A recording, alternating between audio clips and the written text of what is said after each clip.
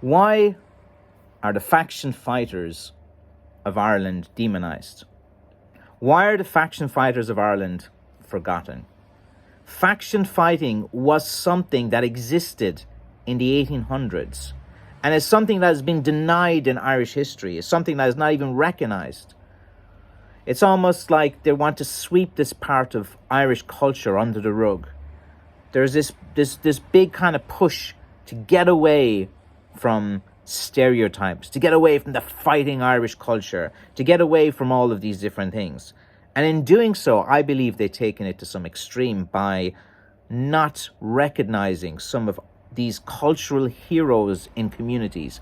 A lot of the faction fighters, they were like superheroes of the time. All the kids wanted to be a faction fighter. They heard the stories, they heard the legends. The faction fighting went on for generations. You know, there was be fathers and grandfathers and grandkids, and it would go on for generations as well.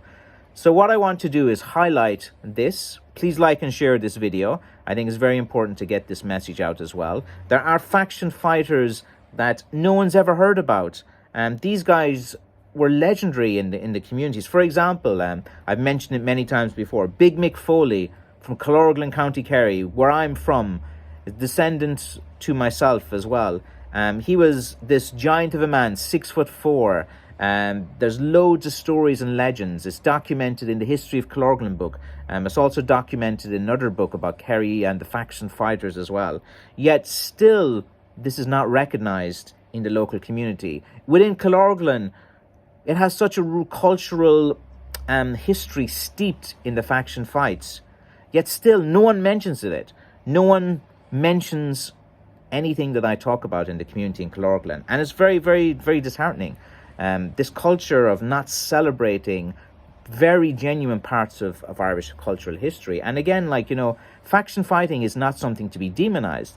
It's something that should be read about, something that should be learned about, something to understand, like, why people were doing it, studying about the reasons behind it. And it should be something that is it's very interesting part of history to look at as well. And I don't believe that these parts of history should be swept under the rug because a few people makes them uncomfortable, that Irish guys used to fight with sticks each other and stuff like that.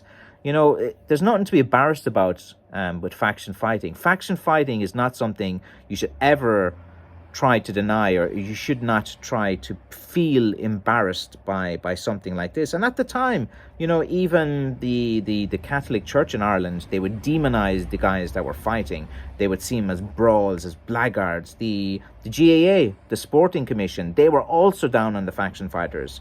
The British rulers that were, you know, invaded Ireland and here, they were against the faction fighters as well. But like, the thing is, within local communities, they were seen as superstars.